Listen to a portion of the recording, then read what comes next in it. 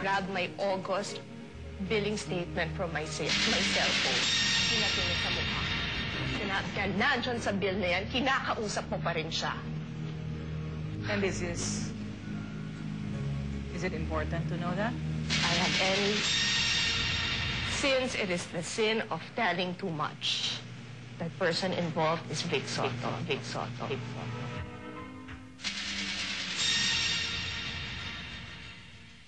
Nagsara na nga ang libro ng pag-iibigang Chris Aquino at Joey Marquez. Pero iisang pangalan ang lumitaw, Vic Soto.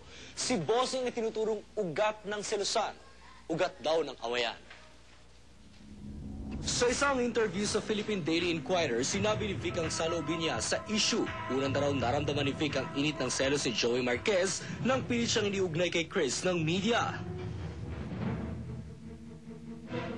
Kaya naman na magkaroon ng mga plano na pagsamahin si Vic at Chris sa isang pelikula. Nagdesisyon na ang komedyante na huwag na lang ituloy ang pelikula. At para patotohanan ang mga deklarasyon ni Chris na walang komunikasyong namamagitan sa kanila noong Agosto, inamin niya sa panayam sa Inquirer na Hulyo pa lang noong huli silang nag-usap. At ito'y tungkol pa sa isang sasakyan. Sa tinagal-tagal ng pagkakaugnay ni Vic at Chris noong panahong yun, ilang tao rin ang tumangging mayroon ngang ugnayan sa dalawa. Isa na dito ay ang dating asawa ni Vic na si Dina Bonnevie. Huh? Hindi naging sila ba? No. No, Chris and Vic are just friends. Hindi naging sila.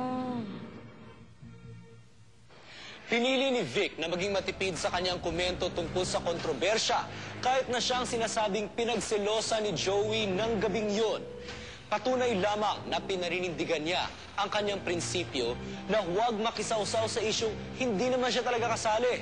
Pero hindi ito nangangahulugang hindi niya inisip ang kapakanan ng isang kaibigang naipit sa kontrobersya. Dahil dito, hindi iilan ang nagpahayag ng respeto at paghanga sa aktor. JV Villar, Star Buzzer, nag-uulat para sa Buzz Exposed. Sana magbuhat. Physical injuries at illegal possession of firearms. Huwebes, October 2, lumantad sa telebisyon si Mayor Joey Marquez. Matipid ang pahayag pero maliwanag ang intensyon. Sinabi ni Mayor Joey Marquez, Chris, sa lahat ng mga naging pagkakamali ko sa iyo, patawarin mo na ako. Hindi kita inakusahang sinungaling. Isang public apology.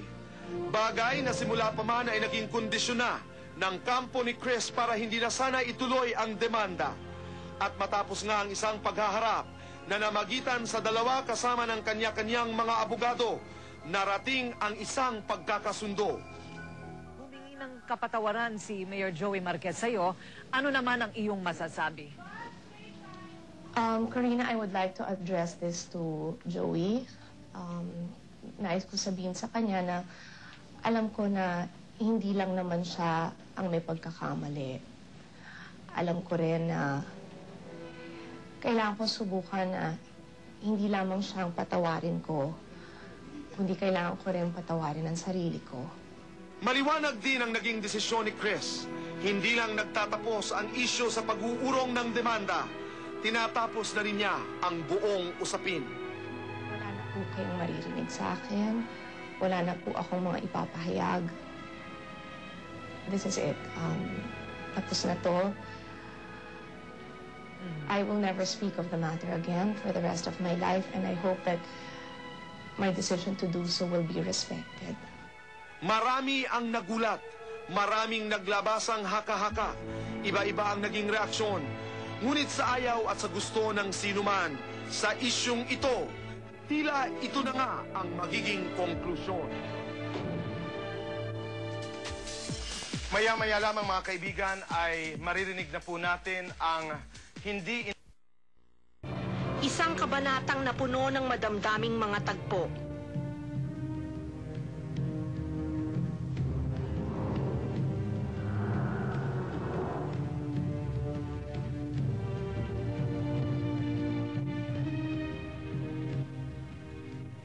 Narinig natin ang malutong na mga halakhak. Mga kaibigan, Nakita natin ang paminsan-minsang galit. Wala kaming conversation, communication, friends. Nakita natin ang pagdaloy ng mga luha. Nanay din ako, boy. At ngayon, sa muli niyang pagbangon, isang malaking desisyon. Para po sa lahat sa inyo na nakasama ko dito sa The Buzz for almost 4 years, maraming salamat po. Mula po sa puso ko, thank you very much for all the support, for all the understanding, for letting me be a part of your Sunday afternoons. Alam ko ho na most of you will understand yung decision na ginawa ko po. Pansamantala po ay nagpapaalam ako dito sa The Buzz. Alam niyo ho, it will be very difficult for me to continue to host a program tungkol po sa buhay ng mga artista, magtanong po ng mga maiintrigang mga katanungan or pasukin po yung mga pribadong buhay ng mga artista, considering po lahat ng pinagdaanan ko. It's a sacrifice on my part. Mamimiss ko po talaga ito. Ang mga katrabaho ko po sa The Buzz, naging kapamilya na talaga. Siguro ho, kaya naman kami naging number 1 for all these years. Nakikita nyo na we really enjoyed what we were doing. Hindi nyo ho pwedeng i-fake yung camaraderie. Hindi nyo pwedeng ipakita lang na nagmamahalan kayo o nagkakaintindihan kayo kung hindi totoo yun. I found a best friend in Boy Abunda. Siya po ang dahilan kung bakit talagang ang ganda-ganda ng rapport. I think you find that kind of chemistry just once in a lifetime para po sa mga talk show host. At kami po ni Boy, meron po noon. Naging malaking bahagi po ng buhay ko ang friendship ko with Sweet. Malaki po ang tiwala na binigay sa akin at binigay ko kay Ricky Lo. Lahat po ng mga writers ng Buzz, lahat po ng staff, ang executive producer po namin, lahat sila naging matalikong kaibigan. Napatunayan po nila sa akin na sa oras na kinailangan ko sila, nandyan po sila para bigyan ako ng suporta at bigyan ako ng lakas. Aaminin ko po, hindi po naging madali para sa akin ang desisyon na to. Kailangan ko pong gawin kasi gusto ko pong bigyan ng katahimikan ng aking pamilya.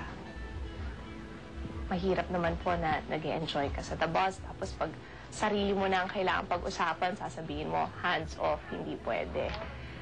Kilala niyo po ako, alam niyo po na diretso talaga. Ang tinanong ko po sa sarili ko, kaya mo bang mag-recover, kaya mo kung babalik-balikan mo yung pinagdaanan mo. Mahirap po talagang gawin yon. I hope you all realize na mamimiss ko po kayo. Mamimiss ko po yung feeling of happiness every Sunday na nandun po ako sa set ng Buzz. Yung pakiramdam po na sa dinami-dami ng pwede niyong gawin on a Sunday afternoon, pinili niyo na kami panuurin. Mamimiss ko po yung halakhak, yung pagtawa, yung kantsawan, yung bukuhan. Hindi ko po alam kung darating yung time na masasabi kong ready po akong bumalik sa Buzz. Natatakot din po ako na baka pag ready na ako, meron na pong pumalit sa akin na gustong-gusto nyo na rin. So let me end this by just saying maraming salamat po. Thank you for the opportunity. Thank you for the 4 years na binigay niyo sa akin. Thank you po for the support. And most of all, maraming salamat dahil alam ko po na nauunawaan ninyo ang aking desisyon. Aasahan ko po na kahit wala na po ako dito, para po sa balitang inaabangan, balitang pinaniniwalaan, tuloy pa rin po sana ang suporta niyo sa The Buzz dahil ito naman po talaga ang pinakamagaling, pinaka-credible, at pinakamagandang showbiz-oriented talk show. I love you so much, Boy. I will really miss you. Sweet Tito Ricky, alam niyo rin na mahal ko kayo. who knows, di ba? I look forward to being back. Kung hindi man bilang co-host nyo, babalik naman ako para mag-guest. Dahil hopefully always welcome ako.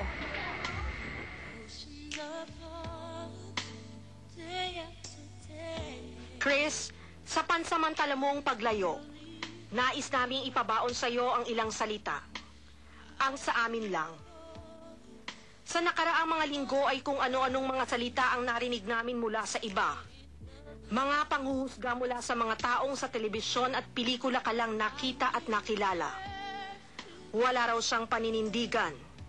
Pero hindi ito masusukat sa isang pagkakataon lang. Hindi nga ba't di lang minsan natin siyang gustong pagalitan dahil sa mga sariling desisyong kanyang pinaglaban? Gumagawa lang daw siya ng ingay. Pero hindi ba at sinagot lang niya ang mga paratang? Huwag naman sana sa inyo mangyari ang kanyang pinagdaanan para maintindihan ang kanyang naramdaman. Siya daw ang dapat sisihin dahil laging pumapasok sa mga relasyong hindi dapat. Sino ba sa atin ang kahit minsan ay hindi nagkamali pagdating sa tibok ng puso? Ang nakilala namin ay isang Chris na walang pretensyon, walang tinatago, isang totoong tao. Marunong magmahal at marunong magpahalaga sa pagmamahal. Kaya naiintindihan namin ang mga desisyong ginawa mo. Ang desisyon din noon ang tibok ng iyong puso. Ang desisyon at itama ang iyong mga ang manahimik pagkatapos ng gulo. Tuloy mo ang pag-ibig